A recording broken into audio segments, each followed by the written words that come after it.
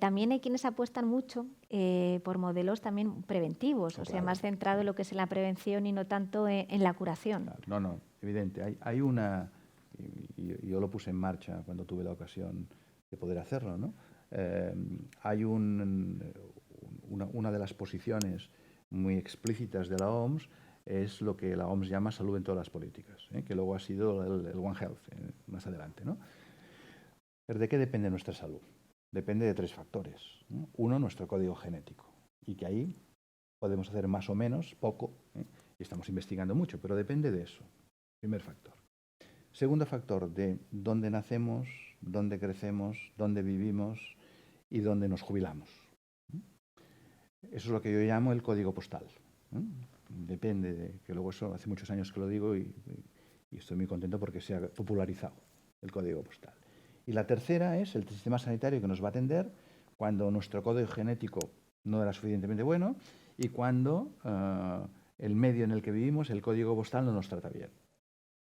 Por lo tanto, el sistema sanitario tendrá mucha más presión cuanto menos políticas de salud haya, que dependen de todos las políticas de salud.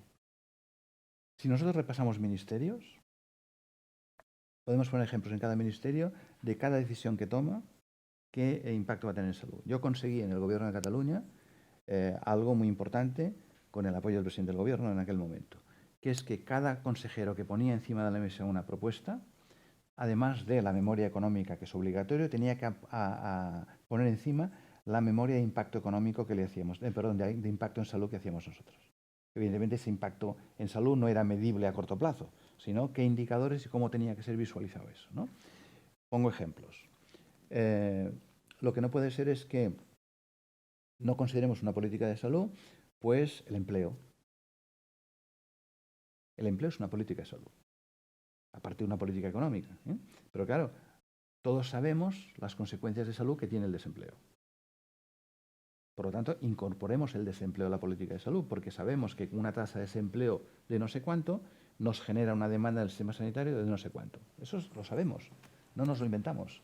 Por lo tanto, consideremos también las políticas de empleo como políticas de salud. Ya no digamos las políticas educativas de los usos y hábitos saludables. Porque en un colegio no se trata solo de que los niños coman fruta, se trata de que la pelen también. Porque si le damos la fruta troceada, cuando van a casa solo comerán plátanos. ¿O no? Lo digo como ejemplo caricatura, para que se entienda lo que quiero decir. Claro, cuando el Ministerio del Interior, en un momento determinado, o el Gobierno del Estado, obligó a los cinturones de seguridad, hablo historia, obligó al casco en las motos, obligó a los airbags en los coches. Todo eso son políticas de salud. Cuando a alguien le ponen un cepo en un coche porque le han hecho soplar, están protegiendo su salud y la de terceros. La seguridad vial es política de salud. Porque todo lo que evitemos en la seguridad vial no lo tendremos en el sistema sanitario. Porque cuando hablamos de preventiva, hablamos de la preventiva secundaria, ¿no? Evidentemente los screenings, las vacunaciones, pero hay unas políticas que son un factor altamente influyente en la presión que vamos a tener en el sistema sanitario. Lo que no vale es que pongamos personal sanitario en las escuelas para que tengan hábitos saludables y cuando bajan por las escaleras se encuentran un vending en el que hay de todo menos saludable. Por tanto, esa no es una...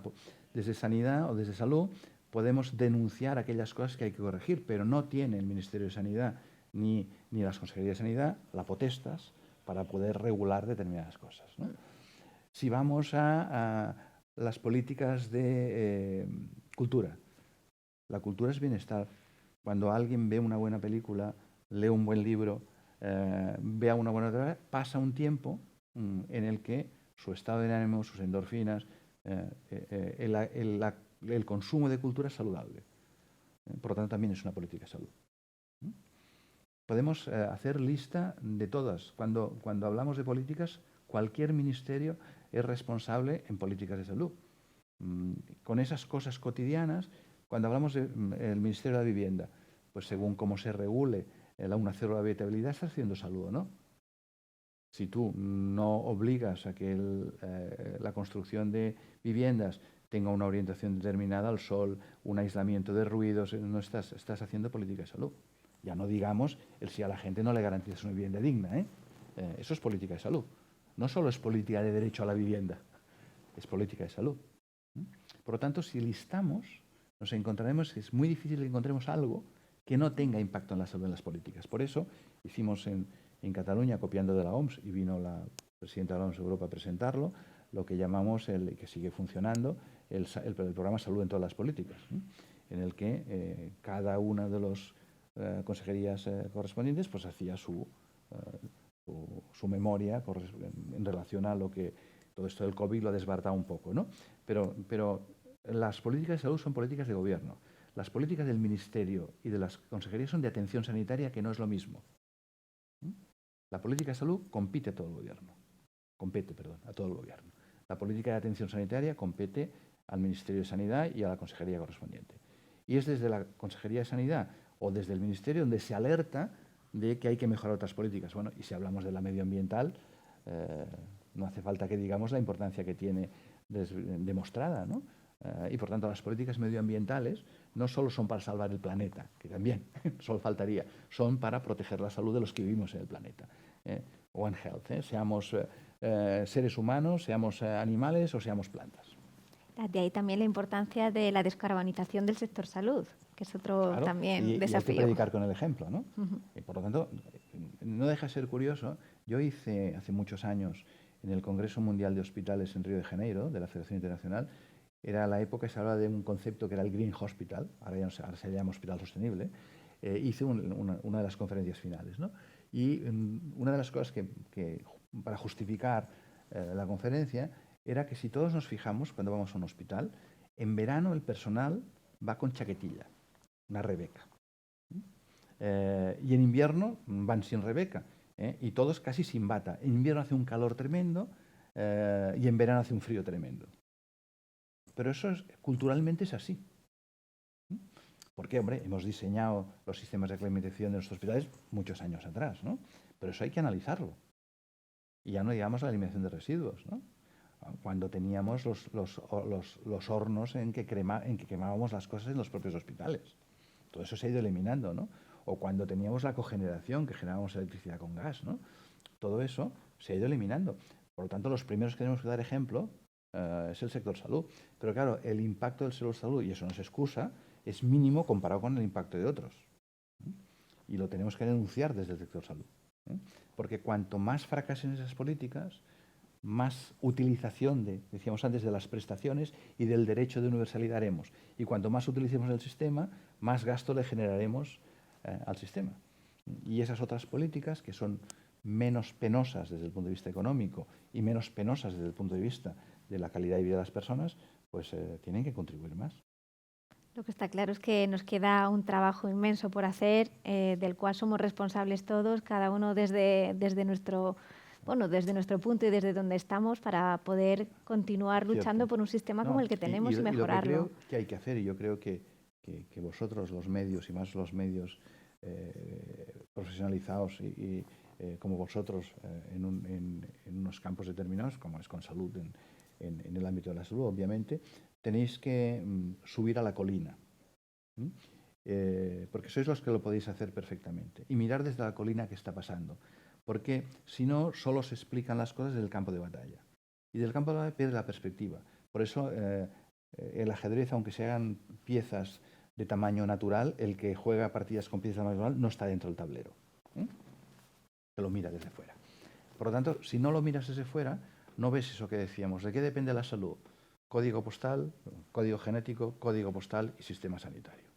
Y en el código postal está todo eso que decíamos, ¿no? Y la atención social, que está muy de moda, claro. ¿Qué pasa? La familia ya no es la que era estructuralmente. Por lo tanto, ¿quién se cuida de los mayores? Yo en clase lo digo haciendo broma, ¿no? ¿Cómo describo la familia actual? Pues yo describo como alguien que llega a casa y le pregunta a su pareja: ¿cómo están tus hijos, los míos y los nuestros? Entonces, ¿dónde están los abuelos ahí? Que transferimos al Estado la obligación de cuidarse de los abuelos y hacemos una ley de la dependencia. Queda muy bien eso, ¿no? Pero claro, todo eso, si nosotros no cuidamos bien la pérdida de la autonomía personal de la gente mayor, si está enferma, que lo estará, de una o varias enfermedades, vamos a repercutir sobre su enfermedad. Y si no cuidamos bien su enfermedad, vamos a contribuir a que pierda muchos factores de autonomía personal. ¿Y eso por qué se hace por separado? ¿Por qué no se entiende la prestación social como una prestación médica? Es decir, yo médico puedo recetar un medicamento, pero yo médico a una persona que requiere trabajar para su patología mental, por ejemplo, ¿no? Pues no se considera una prescripción. No hay empresas que provean de trabajo a aquellas que necesitan trabajar, ni ese trabajo está, digamos, financiado con dinero público. Está financiado el medicamento, pero si no es un medicamento no está financiado. Costó mucho hacer entender que la fisioterapia formaba parte de la prescripción, pero todo lo demás no. Prescribir trabajo es prescribir un tratamiento. Lo peor que puedes hacer con un paciente deprimido que tienes que recuperarlo es que se quede muchas horas solo y en casa. ¿Por qué no podemos prescribir ocupación? Hay muchas cosas. Y esa perspectiva solo se tiene, yo es lo que he intentado, ahora a una determinada edad me puedo permitir el lujo de estar en la colina y por lo tanto ver desde la colina cómo se comportan esos factores. Porque si no, toda la presión está en el campo de batalla de la atención sanitaria. Y no más allá, ¿no? Claro, la prestación social es una prestación sanitaria, sí o no. Y quien dice el trabajo dice otras cosas, ¿no?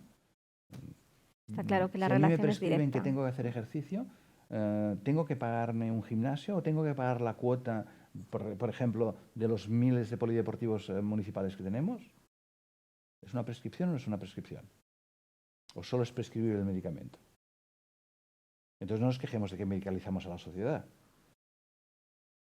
Hay muchas cosas que no las medicalizaríamos, seguramente, si pudiéramos hacer otra prestación. Y obviamente esa prestación a cumplirla. Igual que exigimos adherencia al medicamento, exigir adherencia a la prestación social, por descontado.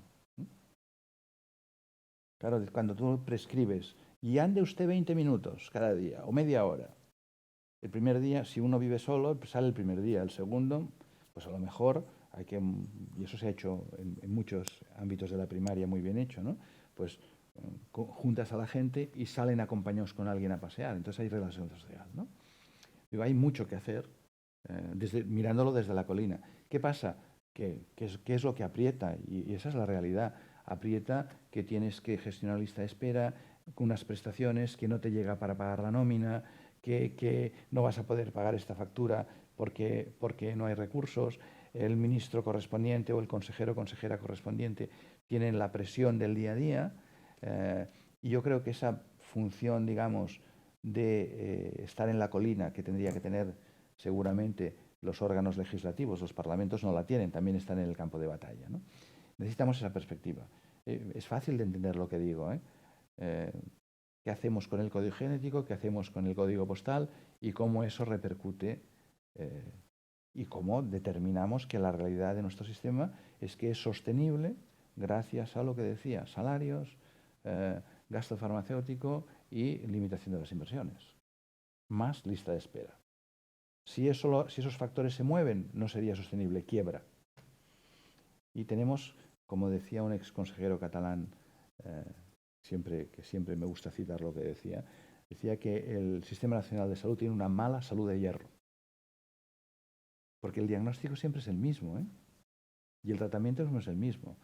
Cuidado, el tratamiento ahora ya no es el mismo, no solo es poner más dinero, es poner más dinero siempre, pero para hacer las cosas de otra manera. Aquello que decíamos, atenciones integradas, cronicidad, pero seguimos teniendo el marco regulatorio de hacer las cosas como prácticamente en los años 80 y 90. Y el escenario, digamos, de demanda sanitaria ha cambiado notablemente en estos últimos 20-30 años. Pues hoy nos quedamos con ese gran reto de subir a la colina, por lo menos por nuestra parte. Yo creo que tenéis un extraordinario papel. Eso no quiere decir que tengáis que abandonar el campo de batalla, ¿no? Pero tiene que haber periodistas de campo, ¿no? Y tenéis que estar con esa perspectiva de análisis tomando una cierta distancia, ¿no? Porque eso hace falta en el sistema y eso solo podéis hacer vosotros desde la posición que tenéis que tener como medios. Muy bien, pues nos quedamos con ello. Muchísimas gracias También por estar retos. aquí. También. Gracias por estar aquí con nosotros. Muchas gracias, Marta. Gracias.